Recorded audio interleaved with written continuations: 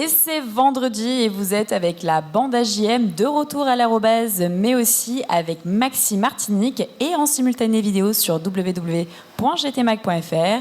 Elle et ils font le buzz chaque semaine dans le paysage audiovisuel de la Martinique. Eh bien, je parle bien évidemment de nos chroniqueuses et de nos chroniqueurs qui sont bien là aujourd'hui. Et je veux bien évidemment parler de Vanille Lemouliac, qu'on applaudit bien fort, et qui se prend des cubes sur la tête. C'est pas grave, c'est pas grave. On les remet en place. C'est ça. On applaudit également Éléonore Théodose qui nous rejoindra bientôt pour une prochaine émission. Yona Namrit à mes côtés, qu'on applaudit bien fort. Bah, plus fort que ouais, ça, franchement, vous êtes un peu timide là quand même ce soir. Hein. Merci. Franchement, moi je le prendrais très mal, Yona. T'as vu? Vanille n'a pas eu le même accueil quand je l'ai annoncé. Et surtout, on remercie également Eric Rouget qui nous fait le plaisir d'être parmi nous et qui va recevoir quelqu'un de très intéressant ce soir. Et Nicolas Aron, bien évidemment présent Bonsoir. aussi. Bonsoir. Le dilateur. Et toute l'équipe est drivée par JM, sauf ce soir, ou presque. Donc c'est l'animateur pilote essayeur, mais actuellement en déplacement, ce qui me laisse justement la possibilité d'avoir exceptionnellement la main sur cette superbe émission. Mais il nous surveille de loin. Exactement, il nous surveille toujours de loin. Donc il va falloir qu'on soit des bons élèves ce soir quand même. Je remercie surtout et on remercie surtout nos fidèles partenaires, le Crédit Mutuel Antilles-Guyane, Spédi Martinique et ses 6 centres de réparation, l'arrobase, le restaurant dîner-spectacle du Casino Batelière Plaza et son chef de cuisine Alain Trénois. Et surtout, merci à Thierry Di Crescenzo et toutes ses équipes de nous recevoir encore une fois dans ce lieu magique avec chaque soir la possibilité d'avoir un dîner-spectacle que vous pouvez retrouver retrouver la programmation en direct sur le site du casino. Mais alors, qu'est-ce qui va se passer un petit peu ce soir ? Je pense qu'on a un plateau qui est assez intéressant. C'est une émission qui est donc particulière parce que Jean-Marc n'est pas là ce soir. Mais elle sera encore mieux l'émission. Voilà, alors ça, je pense qu'il va bien le... Il va pas l'oublier ça. On lui dira. Je pense qu'il va pas l'oublier ça. Mais ça fait plaisir. En tout cas, moi, je suis très contente d'être parmi vous et d'avoir un plateau comme on l'a ce soir, parce qu'on a vraiment un très beau plateau. Et alors, qui est-ce qu'on va recevoir ce soir ? Eh bien, on va recevoir le célèbre Politique Night, que j'aimerais déjà qu'on applaudisse bien fort, s'il vous plaît. Bonsoir. Et oui, c'est un artiste engagé qui s'investit également dans des projets caritatifs, notamment contre... la violence, mais aussi tout ce qui est sécurité routière. Et ça nous plaît particulièrement. Donc, on ne va pas trop en dire, ça va arriver. Mais on a également d'autres invités qui vont être présentés par, justement, Nicolas Aron, mais également Éric Rouget, avec justement une productrice de fromage et justement aussi une personne spécialisée dans tout ce qui est un petit peu le bien-être du corps, le bien-être digestif. Et donc, on va voir tout ça avec Nicolas Aron, avec justement Johanna Vin, qui va nous parler de tout ça. Johanna Vin. Vin. Ah bah voilà, il faut savoir, tu m'as dit toutes les prononciations. Oui, voilà. ça m'a troublé parce que tout de suite je me suis dit que ça va nous permettre de bien digérer le fromage dont tu vas nous parler. Et puis vin avec hydrothérapie, ça va bien ou... Ah, oh La passerelle. La passerelle. On est assez fort quand même pour ça, pour faire des grands écarts assez intéressants. Mais on va commencer par notre invité du jour, notre artiste du jour, qui est donc Politique Night. Et j'ai vraiment hâte de découvrir cette personne que je n'ai pas encore eu l'occasion de découvrir. Et justement, eh bien, qui est Politique Night ? Donc on sait que tu as quand même des styles qui sont assez différents. Tu as un petit peu touché à tout. C'est passé par le R&B, le zouk et bien d'autres. Tu es quand même un artiste plutôt romantique. Hein, c'est quand même ta touche. Ouais, je fais beaucoup de lovers, c'est vrai. Beaucoup de reggae lovers, mais bon, j'ai fait beaucoup de dancehall aussi. C'est bon pour mon micro ? Ouais, parfait pour le micro. J'ai fait beaucoup de dancehall aussi. D'ailleurs, c'est avec le dancehall qu'on m'a connu. Donc voilà. Bah oui, c'est ça. Donc en fait, on va voir un petit peu ensemble qu'est-ce que tu as fait, comment tu t'es construit. Tu as aussi partagé beaucoup de choses avec d'autres artistes locaux tels que LG, Toupi, Magic Fit. On va voir un petit peu tout ce qui s'est passé. Mais moi, j'ai surtout une question à te poser. Qui est Politique Night et comment ta carrière a débuté ? Je suis un jeune issu des quartiers de Fort-de-France. Tu vois, ma carrière elle a commencé parce que depuis tout petit, j'étais déjà dans la musique via mon grand-père. Mon grand-père qui faisait beaucoup de musique, donc il m'a plutôt inspiré sur pas mal de choses. Et vu à l'époque où j'ai grandi, c'était plus le reggae dancehall qui prônait, donc c'est ce que j'ai choisi. Donc c'est comme ça que tu t'es dit, je vais faire ma patte dans la musique et essayer de vraiment faire mon trou. Ouais, tu commences petit à petit et puis au fur et à mesure, quand tu vois ce que ça donne, l'ampleur que ça donne, on continue. Et puis quand on aime ça, on continue. Alors justement, d'où vient également en tant qu'artiste cette envie de collaborer avec les autres ? Parce que les styles peuvent se mélanger et l'identité peut se confondre aussi. Ouais, moi, c'était pas forcément ça. Et comme je t'ai dit, les occasions se proposent et puis après, on regarde ce qu'on fait. Et puis c'est toujours bien d'entendre deux artistes ensemble, deux artistes qui ont grandi dans deux milieux différents, qui ont d'autres inspirations. Collaborer ensemble, ça peut apporter un plus aussi. Et on a cru comprendre, on l'a remarqué, tu as eu un petit moment de pause. Oui. Donc, explique-nous. Non, c'est parce on veut tout savoir. Ah ouais. On veut savoir ce qui s'est passé. On t'a vu, t'es parti, t'es revenu et en plus encore plus engagé. Ouais. Donc explique-nous un petit peu. Non, c'est parce que j'ai changé de mode de vie. Je me suis installé en France, je suis resté en France et j'avais une vie à mener. J'avais des choses à faire qui faisaient que je m'étais écarté un peu de la musique, sans vraiment, pas à 100%, mais là depuis que je suis revenu, ça fait 2-3 ans. J'ai pu recommencer le studio tranquille, attraper d'autres vibes. Je suis revenu au berceau, quoi. Ouais, donc voilà, mais on sait vraiment, il y a eu un avant et un après Covid. Exactement, ouais, exactement. La période Covid, non, c'était plus après le Covid quand je suis revenu. Je suis revenu après le Covid et puis c'est de là que ça a rebalancé les choses. Mais c'est vrai que quand on reste en France tout ça de temps sans revenir, tu perds un peu la vibes du pays, la chaleur du pays. Tu avais besoin de te ressourcer. Voilà, quand on revient, c'est ça, on se ressource. Et quand on reste là-bas, on remplit beaucoup de vibes, il faut toujours revenir aux racines où tout a commencé, quoi. Alors, si tu me permets, c'est vrai qu'on a envie de savoir plein de choses sur toi, mais je ne sais pas si c'est tabou. Mais déjà, Politique Nike, quel est ton prénom, s'il te plaît? Mon prénom? Est-ce qu'on peut demander le prénom? Ça me dérange pas, mon prénom c'est Yann. C'est ma mère qui me l'a donné, ça me dérange pas de le dire. Justement, sympa. Ça me dérange Pourquoi pas de le dire. Politique Naï? Est-ce que ça a à voir justement avec un engagement particulier? Non, ou pas du tout. C'était mon petit nom au collège parce que j'aimais prendre les devants, j'aimais choisir, j'aimais prendre des décisions. On aimait toujours que je sois délégué. Et puis aussi, mes premiers textes, j'étais très revendicatif. J'étais très revendicatif. Donc, j'ai gardé le petit nom. J'ai gardé ce nom-là, Politique. Ok. Ouais. Super. Ça peut porter préjudice de temps en temps, mais bon, c'est ce que je fais. Non, mais c'est bien, quelque part. C'est que tu as une fibre aussi. Je parlais d'engagement, mais ça veut dire aussi que tu aimes bien Panthéo, certaines thématiques. C'est vrai qu'Andrea nous parlait d'amour. Ouais. Est-ce que c'est quelque chose, justement, qui est important pour toi, que tu vas souvent mettre en avant, ou alors pas du tout? Non, c'est aussi important parce que en politique, comme un artiste, la parole est toujours entendue par le peuple, tu vois, donc ça rejoint un peu les choses, quoi. Okay. Moi, j'aurais une question à te poser aussi. Andrea parlait de la sécurité routière un petit peu. Oui. Et donc, c'était mon domaine de prédilection avant. Donc, quel engagement as-tu envers la sécurité routière, justement? Effectivement, j'ai eu des projets qui se sont présentés il y a pas mal d'années. C'est très important, en fait. On a besoin de ça, on a besoin de sécurité. Et puis, souvent le dire à la télé, souvent faire des publicités, des fois ça n'emmène pas à beaucoup de changements. Tandis que quand des fois ça sort de la bouche d'un artiste, il y a beaucoup de jeunes qui nous écoutent et tout, donc ils prennent plus les choses en considération. Nicolas. Alors Politique Naï, si tu me permets, j'aimerais t'adresser un sincère déjà pour commencer. Yes, merci. On attendait. Il fallait qu'il y en ait un qui C'est le plante. important. Ouais. Il faut voir qui on a à côté de nous quand même. C'est un gars qui régulièrement approchait le million de vues, qu'il a même dépassé. Hein. Ouais. Et je pense à un morceau qui s'appelait Touni Touni Touni. Ouais. Alors, on le connaît tous quand même. Et par rapport à la discussion qu'on vient d'avoir et la question de Yuna, finalement, est-ce que c'était pas inconsciemment un morceau conscient? En vrai, hein? C'est profond là, c'est profond, il faut réfléchir. Ouais. C'est une vraie question, hein, franchement. C'est vrai que c'était sur un ton dérisoire, mais... Non, mais tu sais, après, c'est pas un morceau que... J'ai pas pris beaucoup de temps à écrire le morceau. Hein. Quand j'ai écouté l'instru, C'est ce qui me venait dans la tête. Touni. Mais c'était justement à faire passer dans quel sens, en fait.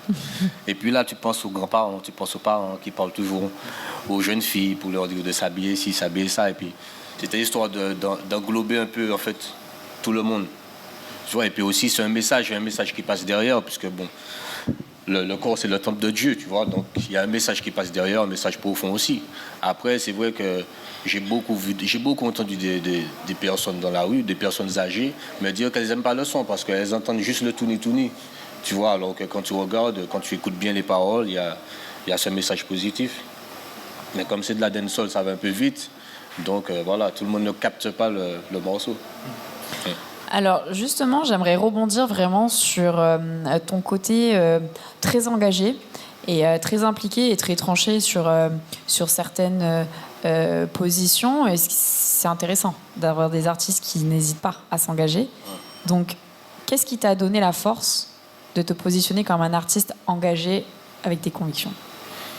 Non, parce que j'estime que nous tous, dans la vie, bon, on n'est pas là que pour danser, s'amuser. Il y a toujours des problèmes dans la vie, il y a toujours des trucs, des choses à gérer, à régler. C'est pas que danser, s'amuser. Il faut aussi savoir, il faut prendre le masque, il faut qu'ils arrivent à prendre conscience de certaines choses qui se passent dans nos vies, dans la société. Ils ne sont pas tous informés, il y en a qui en souffrent, il y en a qui... Et puis ça permet à certaines personnes aussi de déstresser, quand elles entendent justement les messages positifs.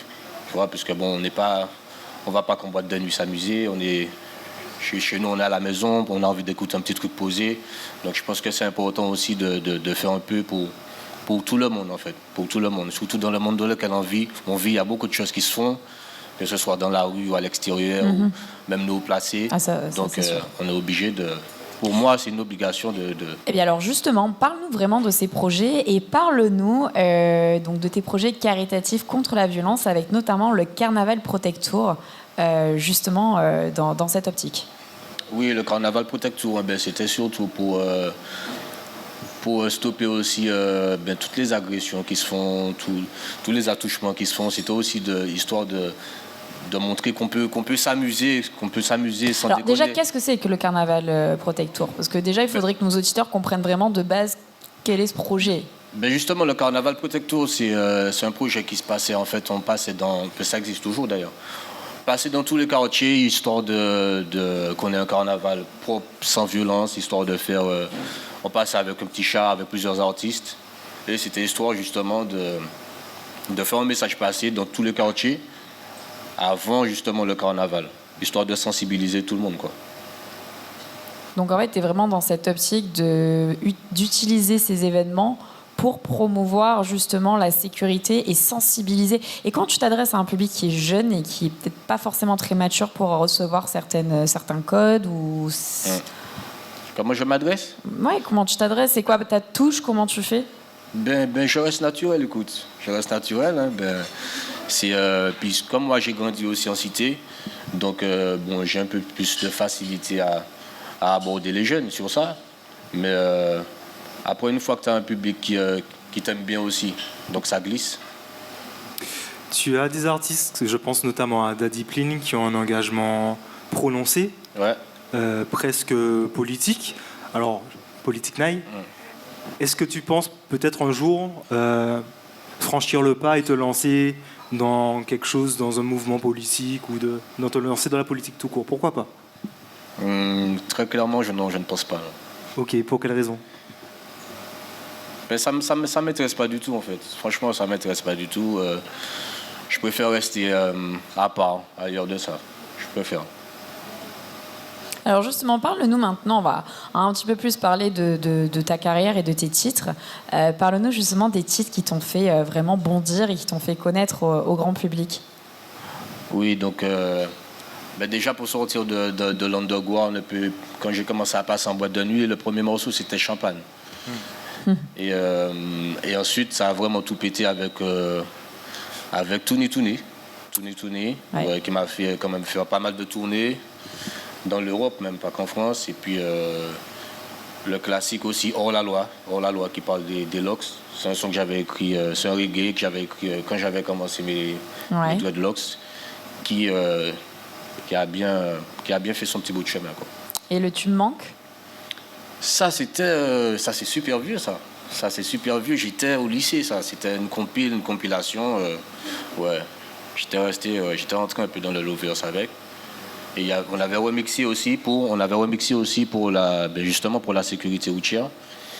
On avait changé 2-3 paroles et de là, ce morceau est sorti. Donc, mais il est super ancien, celui-là. C'est lequel aujourd'hui de titre où tu te dis vraiment, c'est ce titre qui m'a fait vibrer et qui m'a... Mais moi, celui qui me fait vibrer toujours, c'est Hors la loi. Ok. Ouais, c'est celui-là. Ouais. Parce que c'est très mélodieux, il y a beaucoup de textes. Et puis c'est un morceau qu'on vit au quotidien, nous les loxiers. Surtout avant, maintenant ça va, puisque tout le monde a des lox, mais au début, c'était pas facile, quoi. Il y a toujours les débuts, c'est jamais très évident de toute manière, surtout dans le milieu artistique. Ouais, voilà. Beaucoup de préjugés, beaucoup de choses comme ça, donc voilà. Nicolas. C'est marrant parce que finalement, on peut dire que tu es un peu visionnaire. Le Touni Touni, aujourd'hui, les gens râlent parce que les gens vont au Touni Touni au carnaval. Et cette année, on a voté une loi contre la discrimination capillaire, référence à Hors la loi. Tu vois, c'est des morceaux qui datent pourtant de quelques années déjà. Ouais, on dirait. Bon, c'est peut-être un talent caché, je sais pas, mais c'est super sympa, je trouve.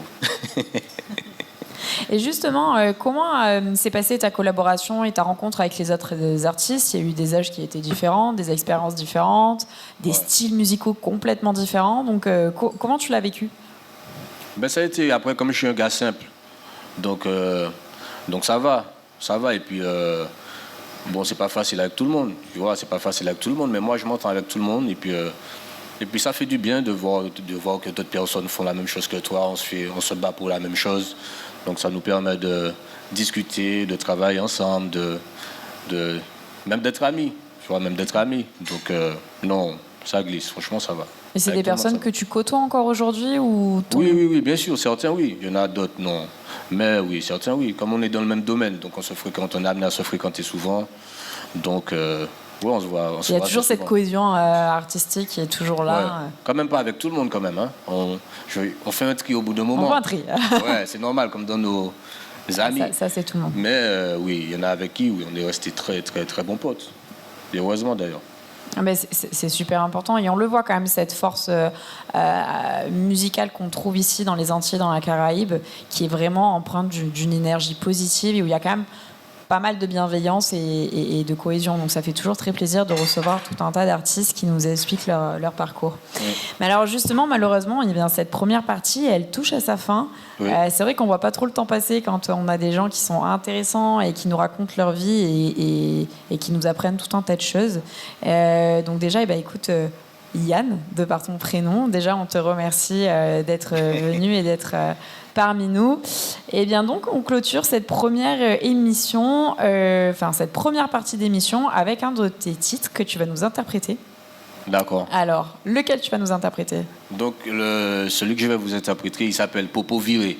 Popo Viré, c'est un dancehall qui bouge assez, qui est un peu speed, mais... c'est le morceau qui annonce mon retour, quoi.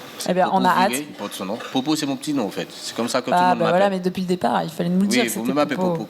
Voilà, Popo. Allez, on t'attend. On se retrouve après une courte pub sur Maxi Martinique et on va écouter, bien évidemment, Politique Naï avec son titre. Donc, je chante là.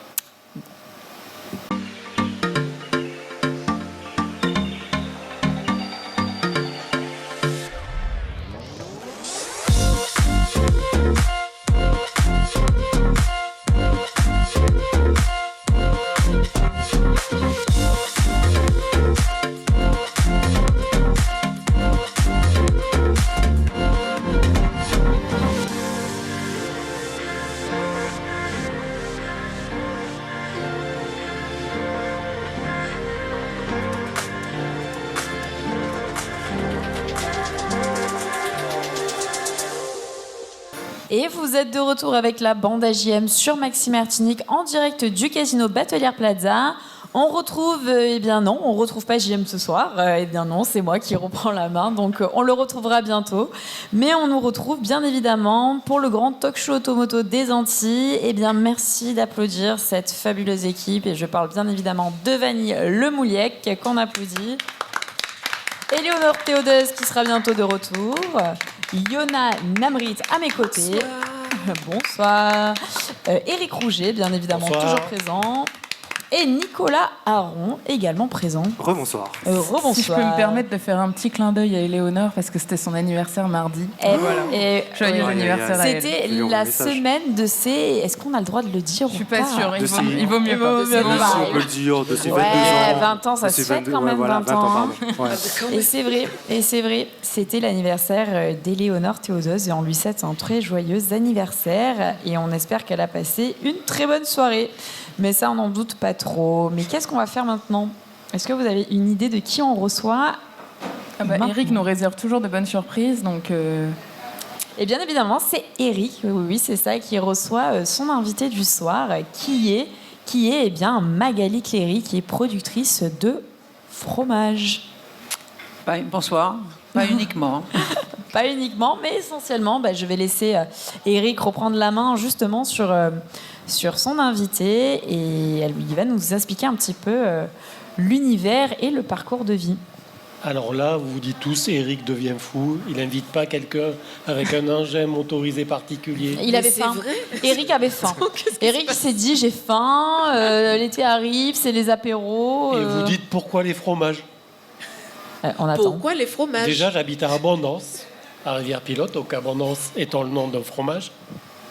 Et en plus, mon métier m'a fait faire un peu tout le tour de la France, m'a permis de découvrir tous les fromages de métropole. Et quand j'ai vu sur les réseaux sociaux la page de Marjolais qui produisait des fromages, j'ai dit mais qu'est-ce que c'est que ça en Martinique, quelqu'un qui produit des fromages?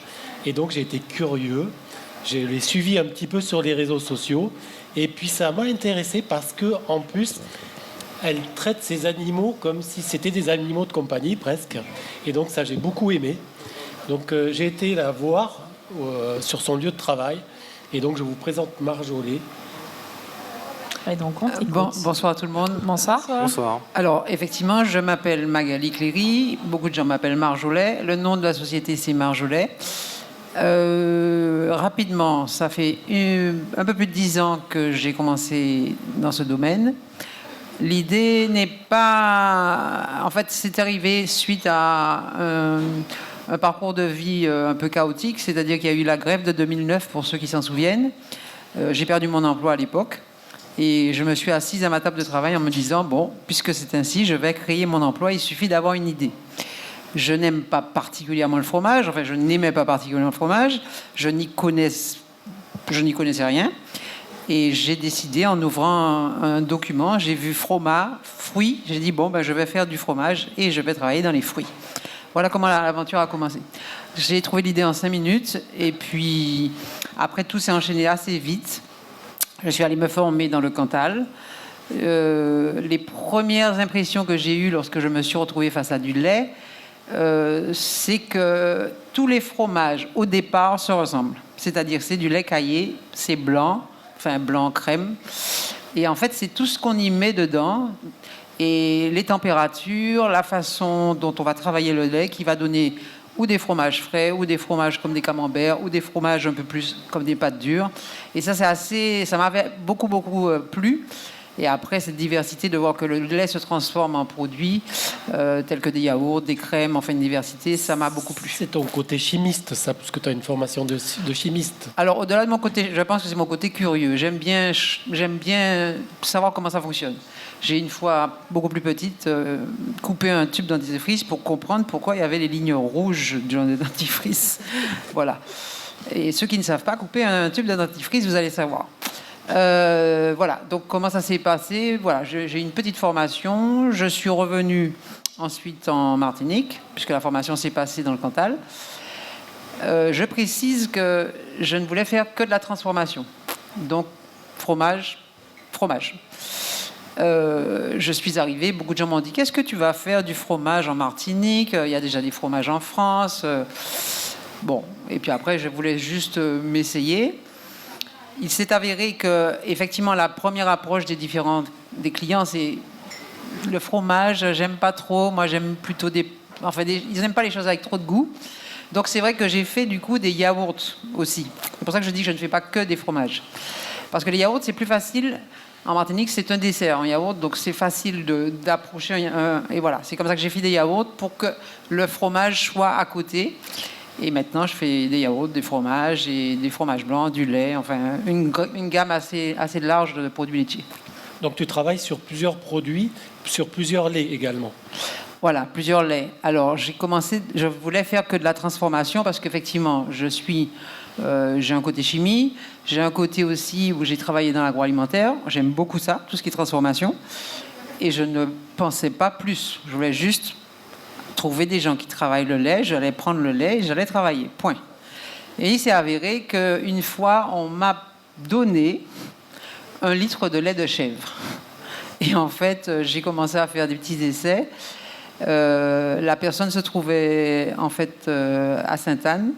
Et tous les jours, je lui dis, mais si, tiens le lait pour moi, tire le lait. Donc, en fait, j'allais tous les jours chercher 1 litre de lait de chèvre à Sainte-Anne pour faire des petits essais pour moi. Et je m'étais attachée à l'animal, et je l'avais baptisé d'ailleurs, il s'appelle Clotilde. Et puis, il m'a fini par me dire, bon, écoute, je vais arrêter de tirer le lait. Si tu veux, tu achètes la chèvre, mais sinon, je la vends. Alors, comme j'étais déjà attachée à la chèvre, j'ai décidé d'en acheter une. Au préalable, je suis allée sur Internet. J'ai vu qu'il fallait minimum 2 animaux, donc j'ai acheté 2 chèvres, Daphné et Clo-Clo. Voilà. Et l'aventure a commencé comme ça. Ah, mais c'est génial, on adore. Oui, c'est pas très réfléchi surtout. Ouais, mais c'est réfléchi, c'est peut-être pas très réfléchi, mais la finalité, elle est quand même sympa. Oui, mais ça, c'est l'extérieur. Vous ne me voyez pas lorsque je dois me lever à minuit parce qu'il y en a une qui crie, etc. Donc, il y a des côtés très sympas, mais j'ai beaucoup galéré. Hein, parce que en fait, un animal, on ne s'improvise pas éleveur. C'est ce que j'ai cru. Ma mère m'a dit, Magali, t'en rends compte, tu es sûre? J'ai dit, mais oui, c'est que 2 chèvres, qu'est-ce que tu veux? Voilà. Et en fait, non, une chèvre, ça doit manger, ça fait pipi, ça fait caca, excusez-moi, je suis... et pour que ça fasse du lait, il faut que ça ait des enfants. Donc, il faut un bouc. Après, il y a la gestation, c'est la fameuse grossesse. Et ensuite, il y a la mise bas. Et puis les petits, il faut qu'ils boivent. Mais en même temps, vous voulez le lait. Enfin, c'est beaucoup plus complexe qu'on ne le pense. Hein. À combien s'estime ton cheptel maintenant? À combien de... Alors, là, à Rivière-Pilote, j'ai 25 mères. Mais j'ai déjà des petits.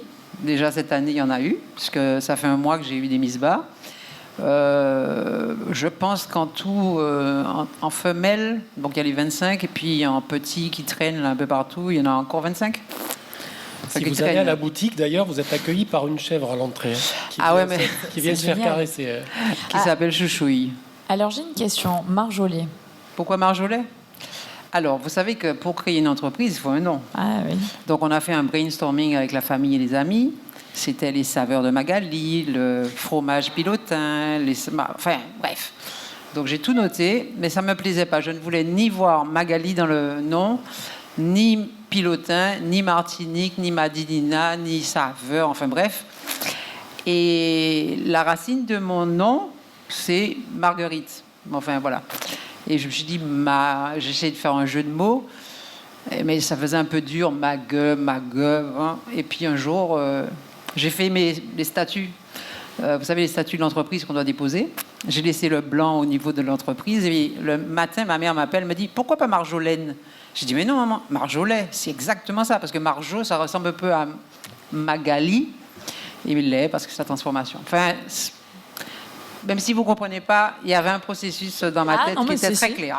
Ah non, mais alors justement, avec qui est-ce que tu travailles en termes de revente? Est-ce que c'est en direct? Avec quel restaurant? Parce que pour la petite histoire, j'ai déjeuné dans un restaurant il n'y a pas très longtemps qui servait dans son plateau justement plateau apéro fromage marjolais. Donc, est-ce que c'est toi? C'était même une chaîne de restaurants et qui travaille qu'avec des produits locaux. C'est ça? Alors, je réponds d'abord à la question avec qui je travaille. D'abord, les premiers clients, c'est les particuliers. Parce que l'histoire de Marjolais, c'était d'abord... enfin, pour ceux qui ont connu la grève de 2009, on parlait de la vie chère et on fustigeait tout ce qui était revendeur, distributeur, parce qu'ils se faisaient de la marge. Donc, au départ, je ne voulais vendre qu'en direct, au marché, etc. Et en fait, j'ai commencé à travailler avec des revendeurs, avec des restaurateurs, mais ce n'est pas 80% de ma clientèle. Hein. le plus gros de ma clientèle, c'est le direct. Donc effectivement, il y a des restaurants avec qui je travaille.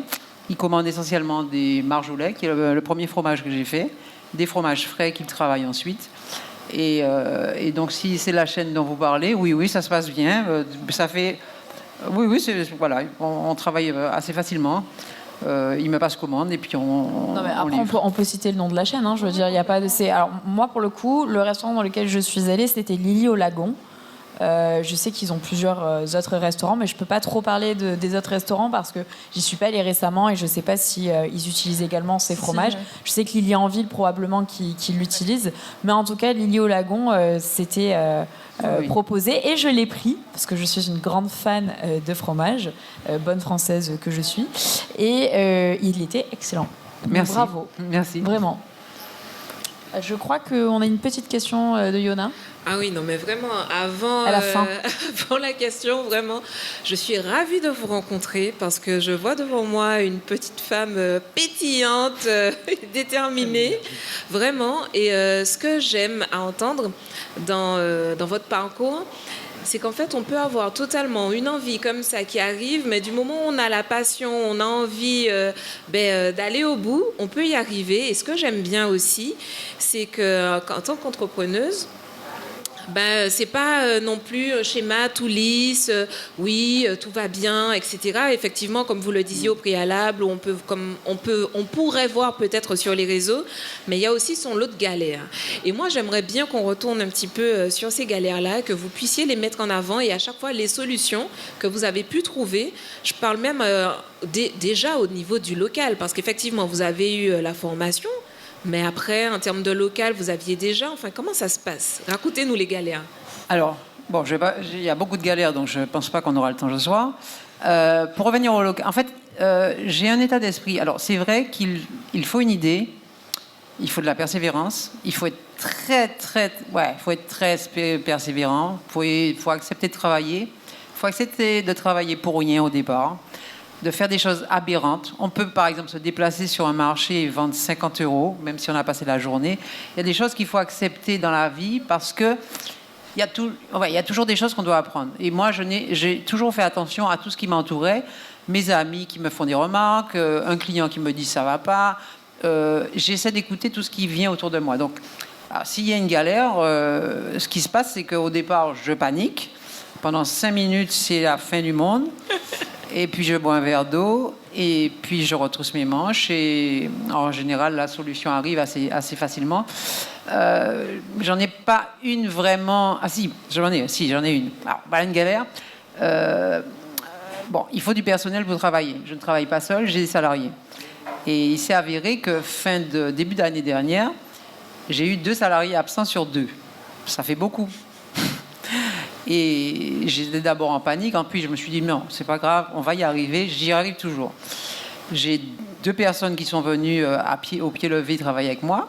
Il s'est avéré qu'elles ont été compétentes et elles ont réussi à relever le défi. Et ensuite, j'ai décidé, comme les chèvres elles allaient mettre bas, ça veut dire accoucher, normalement, on doit retirer les petits pour avoir le lait, même si ça choque beaucoup, et on leur donne le biberon. Et après, on prend le lait à côté.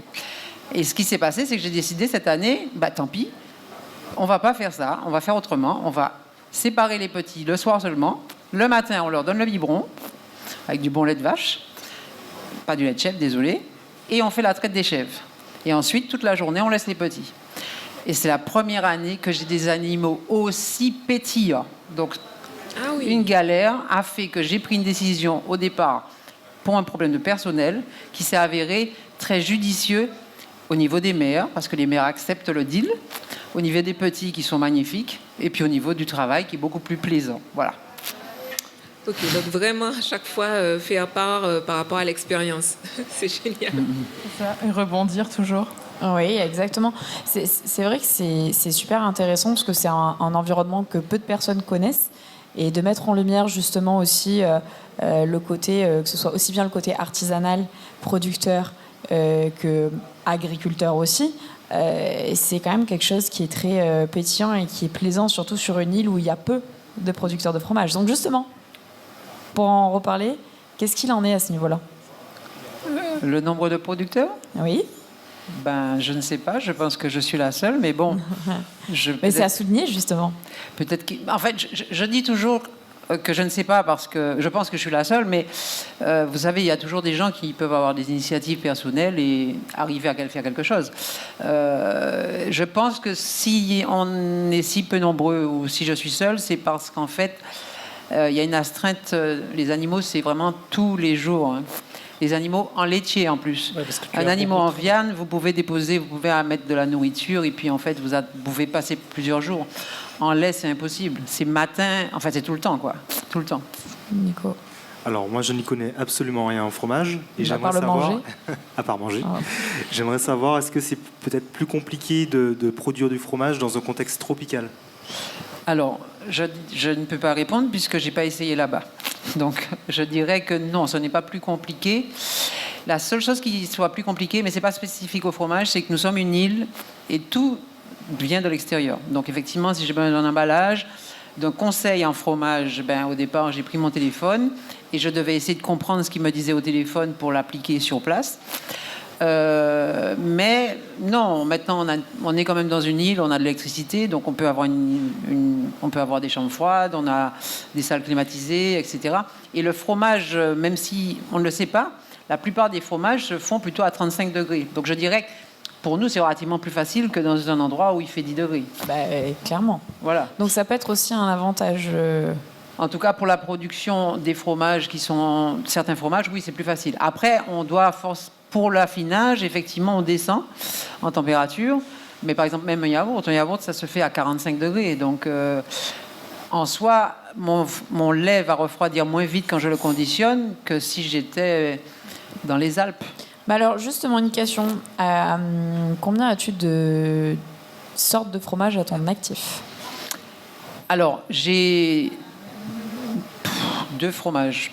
J'ai deux fromages, deux grandes familles. J'ai du fromage frais, qui lui est décliné en plusieurs saveurs, et un fromage qui est légèrement affiné, qu'on appelle le marjolais, que vous avez peut-être goûté au restaurant. Et voilà. Après, pour faire des fromages, disons, à pâte dure, c'est un petit peu plus gourmand en lait. Et malgré tout, parce qu'on parle de producteurs de fromage, mais en amont, il faut du lait, et les producteurs de lait sont quand même pas très, très, très nombreux. Ils sont deux. Donc c'est pas l'idéal. Voilà, donc se développer, si on n'a pas le lait, ça n'est pas très... Tu as des spécificités sur les parfums de fromage. Est-ce que tu peux nous les donner? Alors, les fromages frais, en fait, je peux les enrober avec du poivre, des échalotes, un mélange d'épices, et un tout dernier qui vient de sortir, c'est un mélange de ail, fines herbes, et puis vous pouvez l'avoir aussi nature. Voilà. Eh bien, écoute, Magali, on te remercie parce que, enfin, je sais pas si on te remercie parce que clairement là j'ai faim, donc je suis un peu déçue de pas avoir du fromage devant moi, de pas avoir justement un petit apéro, une petite confiture, mais c'est pas grave. Alors, Du coup, vous pouvez retrouver Magali sur les marchés. Sur les marchés. Elle fait beaucoup de marchés. Oui, c'est important de le signaler, ça. Où est-ce qu'on Alors, va? on parlait de persévérance et aussi de la constance. Le premier samedi du mois, je suis au marché de Gapilote. Le deuxième samedi, je suis à Sainte-Marie, au marché avec le Mana. Je suis adhérente du Mana. Le troisième samedi, je suis au Lamentin. Donc c'est dans un camion que je suis, c'est marqué Marjolais, il y a une belle vache dessus. Et en fait là je suis près du marché aux poissons. Et le dernier vendredi, je suis à Casse-Pilote. Et ça revient tous les mois. Et puis sinon, il y a aussi la fromagerie, vous êtes les Super. bienvenus. Tout ça, ce sera indiqué sur la vidéo et en ligne pour justement pouvoir récupérer toutes ces informations. En tout cas, Magali, on te remercie. C'était vraiment appétissant. Merci et bien. je recommande beaucoup de personnes de découvrir tes fromages qui, je parle en connaissance de cause, sont très très bons. Donc un grand merci. Et maintenant, eh bien, c'est l'heure de clôturer cette deuxième partie d'émission et on va se retrouver après une courte pub sur Maxi Martinique.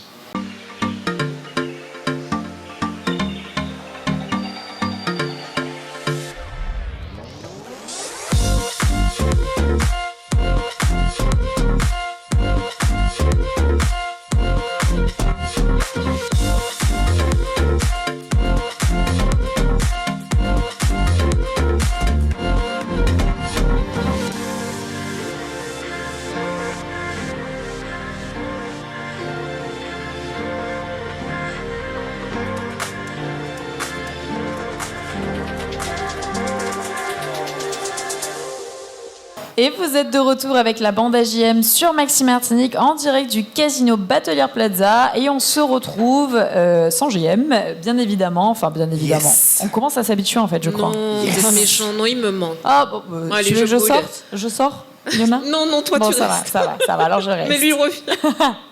Bah écoutez, on va surtout applaudir toute notre équipe qui est vraiment extraordinaire et avec laquelle je passe un super moment et je pense qu'on est tous d'accord avec ça. On va applaudir bien fort, et bien Vanille Lemouliec. Yona Namrit à mes côtés, toujours aussi souriante et pétillante, ça fait plaisir. Bonsoir. Et bonsoir. Eric Rouget qui nous a ramené un super fromage. Sur le plateau Bonsoir. tout à l'heure, c'était super. Et Nicolas Aron, bien évidemment, également à mes côtés. Toujours là. Mais d'ailleurs, il vient pas les mains vides ce soir. Alors, j'ai pas grand-chose dans les mains, mais je suis venu avec une invitée quand Mais en même. fait, je sais pas, on passe du fromage au vin. Presque plus ou moins. Alors là, on va digérer le fromage. Voilà, oh là là. Alors là, je pense qu'il y a personne qui nous suit, il y a personne qui comprend, il y a trop de jeux de mots. Alors pour faire simple, Nicolas reçoit une personne très intéressante qui va nous parler un petit peu de son univers et qui s'appelle justement Johanna Vin. Voilà, c'était un petit peu le deal de est-ce que c'est vin, est-ce que c'est vin, et elle m'a regardé, elle m'a dit pense au vin. Et comme on a parlé de fromage, eh bien je pense qu'on a bloqué entre apéro, T'as vin, retenu fromage. facilement, elle a dit 20, c'est- t'as retenu nickel. Ah ouais, et pourtant je vois pas, c'est le mauvais exemple quand même. Mais bon, écoute, je vais te laisser justement nous présenter cette superbe Johanna et nous expliquer un petit peu qui elle est en fait. Ok, alors, saviez-vous que l'intestin était considéré comme le deuxième cerveau du corps humain? Ça y est, là, c'est la leçon, c'est l'école. On revient à l'école. 200 à 500 millions de neurones tapissent notre tube digestif, formant un véritable système nerveux autonome. Ces neurones sont similaires à ceux présents dans notre cerveau. Ils sont impliqués dans la régulation de la digestion, mais aussi dans nos émotions et notre bien-être général. Donc nous recevons ce soir Johanna Vin. Ah, et t'as bugué, hein. On l'a tous Ça vu. hein. fourchait, ça fourchait. On l'a tous senti. Alors, Allez. je tiens quand même à préciser que la leçon était incroyable. je pense Nicolas, qu'il a merci. bien Est-ce que c'est bon élève? Ça bosse, hein, attention. bien. Parce que franchement, tu peux rentrer chez toi, hein, Johanna. Je pense qu'il peut faire Il peut la faire chronique pour tout moi. seul. Hein. Ah Bon, ouais. ben, ok. Donc on reçoit Johanna Vin, hydrothérapeute du côlon au centre Boreal Vin, donc au centre justement spécialisé dans l'hygiène digestive et les soins de bien-être. L'hydrothérapie du côlon est un procédé très apprécié des stars, il faut le savoir. Donc on peut citer Usher, Jennifer Lopez, Janet Jackson, Leonardo DiCaprio, Jean-Marc Volched ou encore Beyoncé qui l'utilisent pour stopper le processus de vieillissement. Là, il est en grosse Bon, cure, Jean-Marc. là. alors, tout est vrai, sauf pour JM dont je n'ai pas réellement l'information, je dois l'avouer. Donc, première question, je dois dire que j'ai appris l'existence de ce procédé, de ce soin, l'hydrothérapie, récemment, l'hydrothérapie du côlon. Donc, est-ce que tu peux nous en dire plus? C'est quoi en fait l'hydrothérapie du côlon? En gros, l'hydrothérapie du côlon, c'est un soin d'hygiène globale qui est en fait utilisé depuis l'Antiquité, mais sous d'autres formes. Ça correspond à ce que nos grands-pères, nos grands-parents faisaient, c'est-à-dire le lavement, c'est-à-dire qu'on va aller débarrasser le corps de ces déchets qui s'accumulent au fil des mois, des années, et qui encrassent l'organisme et qui l'empêchent de fonctionner normalement. Donc c'est quoi? C'est une poire? Alors non. À la Attends. base, la poire, le lavement, Ne le coupe broc, pas la chronique de Nicolas, s'il te plaît. Il va pas être content, il va partir. Justement, J'étais captivée, pardon. La poire, le lavement, le broc, c'est la version un petit peu, on va dire, archaïque, ancienne. Et là, l'hydrothérapie du côlon, ça s'utilise avec une machine qui est un petit peu plus sophistiquée et qui, du coup, permet de ne pas être gêné, de ne pas faire ça pendant 3 plombes avec 3 litres d'eau et qui nous gêne et on prend la journée à se débarrasser de ça. C'est un soin qui est confortable, qui se fait coucher sur une table comme un massage. C'est-à-dire que on fait une irrigation douce avec un débit d'eau très léger. Donc on ne sent pas l'eau rentrer et ça va venir débarrasser le corps de ses déchets. Pendant ce temps-là, moi j'effectue, donc moi ou d'autres hydrothérapeutes, parce que je ne suis pas la seule en Martinique, il y en a plusieurs, un massage externe qui permet d'aller décoller, débarrasser le corps de tous ces déchets. Mais une fois qu'il est débarrassé de tous ces déchets, eh bien, en fait il peut fonctionner mieux. Il peut libérer un petit peu tous ces neurones dont Nicolas a parlé tout à l'heure. Quand on a des troubles émotionnels, souvent ça se passe dans le ventre. C'est-à-dire que tu as perdu ta maman, j'en sais rien, moi tu as des problèmes avec ton mari, ton ventre se serre. Voilà, on ressent ces choses-là. À cause de ce système neuronal-là. D'accord ? Mais du coup, ça empêche aussi les déchets de s'évacuer. Quand on nettoie tout ça, ça va aller restimuler ces neurones-là qui vont nous permettre de mieux réfléchir, mais aussi notre corps de mieux fonctionner, de mieux réagir à l'énergie, etc. Donc on a plus d'énergie, moins de fatigue, moins de déchets, et du coup on peut entretenir sa santé, rester en meilleure santé. Alors, est-ce qu'il y a des précautions à prendre avant une séance ? Alors oui, il y a une préparation qui doit être faite à base d'une alimentation riche en fibres, riche en eau, et puis aussi quelque chose pour aider, quelque chose d'un peu mucilagineux comme les graines de lin, les graines de chia. En fait, il faut préparer un petit peu le côlon. Mais il y a aussi certaines contre-indications, c'est-à-dire que, par exemple, si on est particulièrement fatigué, si on a des maladies graves comme un cancer, on ne va pas faire d'hydrothérapie. D'accord ? Si on est enceinte, c'est une période qui est un petit peu fragilisante, on ne va pas faire d'hydrothérapie. Si on a des problèmes cardiaques, on ne va pas faire d'hydrothérapie parce qu'il peut y avoir, grâce au brassage lié à l'eau, des atteintes au niveau de la pression sanguine et donc en fait des atteintes au niveau du cœur. Donc il y a certaines contre-indications qui empêchent de faire d'hydrothérapie. Pour tout un chacun, pour tous les autres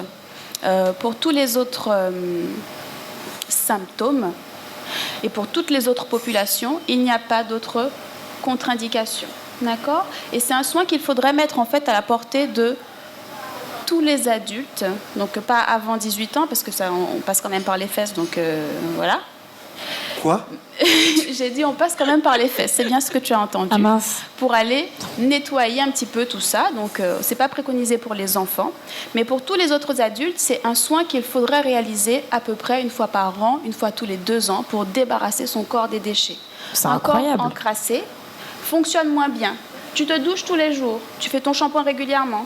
Il faudrait nettoyer ton ventre régulièrement aussi. Mais alors, une question, parce que bon, tu as anticipé ma question, qui était est-ce que c'est accessible à tous ? Donc, en fait, non. Donc, ce n'est pas accessible à tous. Il y a dans le certaines sens contre-indications, oui. Alors, contre-indications, mais aussi l'âge qui rentre en compte. Oui. Donc, je viens de le dire. Maintenant, la question, c'est est-ce qu'on est obligé de faire ce lavement, on va dire, de cette manière-là? Est-ce qu'il n'y aurait pas justement des ingrédients, des aliments qui naturellement, sans intrusion corporelle, pourraient naturellement faire ce nettoyage-là? Alors, avant, nos grands-parents avaient donc le lavement, mais avaient aussi ce qu'on appelle la purge. C'est-à-dire qu'on allait prendre de l'huile de ricin, on allait prendre des tisanes, etc., qui stimulaient le système global, qui provoquaient des contractions, qui permettaient d'éliminer ces déchets. Donc, c'est aussi une option, sauf qu'en fait, ça ne va pas aller de façon locale décrasser les petits interstices, les petites villosités au niveau du côlon. Et surtout, quand tu prends ta purge, tu restes aux toilettes pendant toute la matinée, toute l'après-midi. C'est assez gênant. Tu ne peux pas faire ça entre deux. Une technique d'irrigation, c'est un soin qui est circonscrit dans le temps, c'est-à-dire que ça dure 1 heure. Pendant 1 heure, tu es sur la table à te faire un massage, donc c'est un soin qui est confortable, contrairement à la purge où tu es aux toilettes assis. Tu bénéficies de ton massage, mais quand c'est fini, c'est fini. C'est-à-dire qu'après, tu peux aller faire tes courses, tu peux aller travailler, etc.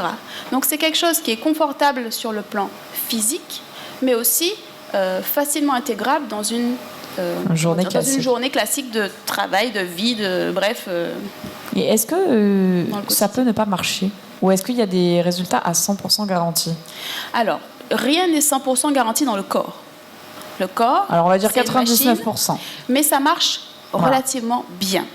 Alors, les cas où ça peut ne pas marcher, c'est quand on est trop coincé. Quand ça fait trop longtemps qu'on n'a pas nettoyé, qu'on a une constipation très, très, très importante. D'accord ? Et dans ce cas-là, il faut des séances de plus. Ah d'accord, ok. Voilà. Il faut cumuler. Voilà, il faut cumuler. Je ne pense pas qu'il y ait beaucoup de personnes autour de cette table qui aient déjà pratiqué le nettoyage. Si, peut-être. Non, pas encore. Oui, je pense que tu nous as un petit peu refroidi là. Oui, je pense que là, il y a eu un petit moment de flottement. C'est quand j'ai parlé des fesses. Oui, je pense que Nicolas, il a quitté cette terre, il a même quitté le plateau. Là, il s'est tendu. Donc. Ouais, il y a même son micro, il en a lâché. C'est clairement, il lui a dit, c'est bon, bye.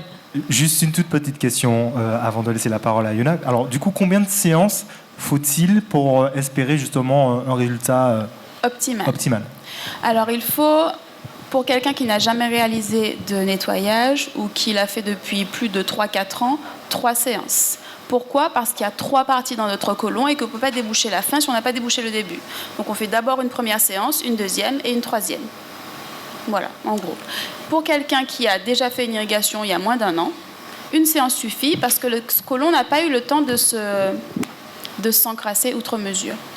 Okay. Quel est le coût d'une séance ? Alors, pour un triptyque de 3 séances, c'est à peu près 300 €. D'accord ? Donc à peu près 100 € par séance. Et ça inclut du coup l'irrigation, le conseil en alimentation, parce qu'il n'est pas tout de sortir les cochonneries du corps, on apprend à ne pas en mettre trop non plus. C'est comment dire, la plus grande partie de mon travail, c'est comment apprendre à bien manger pour bien digérer. C'est-à-dire arrêter de mettre des déchets dans son corps, surtout en mangeant des choses qui ne sont pas des aliments. Parce qu'en fait, on mange beaucoup de choses qui ne sont pas des aliments. C'est-à-dire qu'ils ne vont pas nous apporter de l'énergie, qui ne vont pas nous apporter des fibres, etc. Les fast-food ou autres, tu peux aller dans des grandes chaînes de supermarchés et acheter des choses qui ne sont pas des aliments. C'est bon quand même. Alors, c'est bon au goût. C'est bon au goût, mais c'est bon pour ton cerveau. C'est pas bon pour ton corps.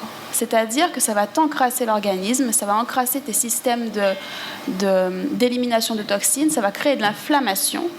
Et le gros de mon travail, c'est pas tant les fesses, d'accord ?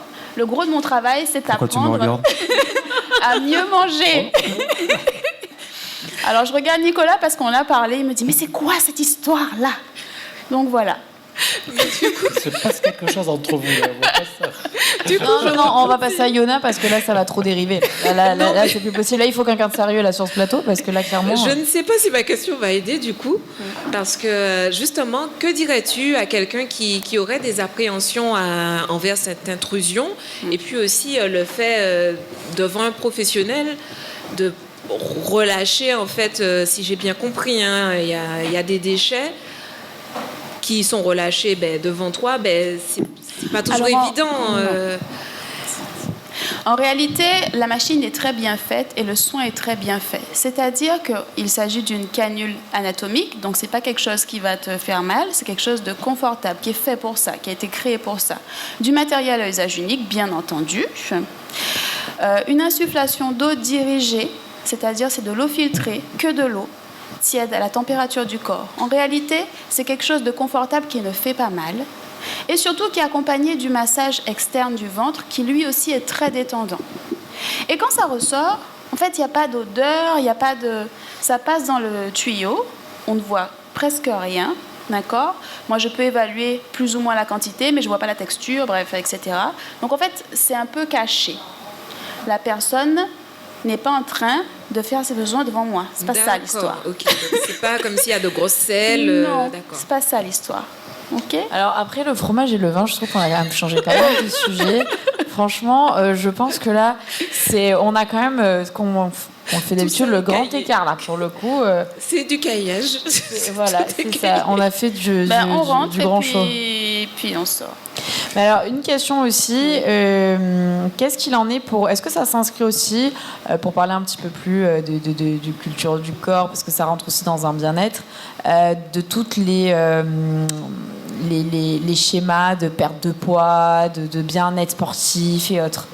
Alors oui, ça s'intègre dans une hygiène de vie globale et ça s'intègre aussi dans un bien-être parce que en éliminant les toxines, le corps peut fonctionner mieux, c'est-à-dire qu'il peut travailler mieux. C'est-à-dire que quand on va faire du sport, on aura moins de lutte à faire contre l'inflammation si on a moins de déchets dans le corps.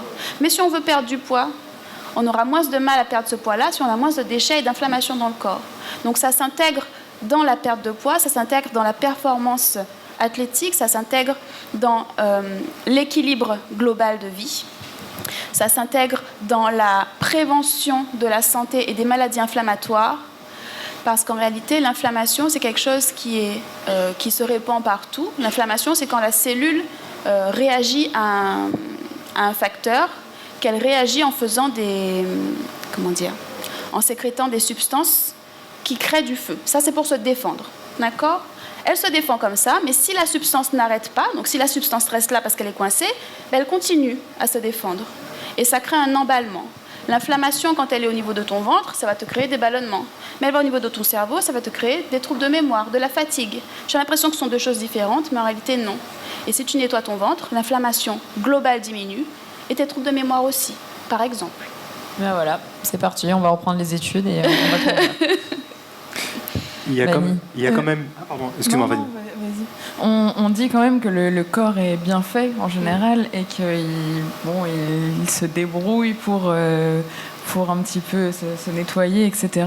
Alors oui, certes, notre alimentation n'est pas forcément adaptée à ce dont notre corps a besoin, mais est-ce qu'il n'y a pas des risques que ça dérègle notre microbiote intestinal, comme c'est ce qui nous protège des bactéries, etc. Comment ça se passe ? En réalité, notre microbiote, il est déréglé avec l'inflammation. C'est-à-dire que quand tu manges des choses qui créent de l'acidité dans ton corps, tes propres probiotiques meurent et sont remplacés par d'autres bactéries, comme des hélicobactères, comme des staphylococcus, etc., qui prennent la place, parce qu'il n'y a pas de vide dans le corps.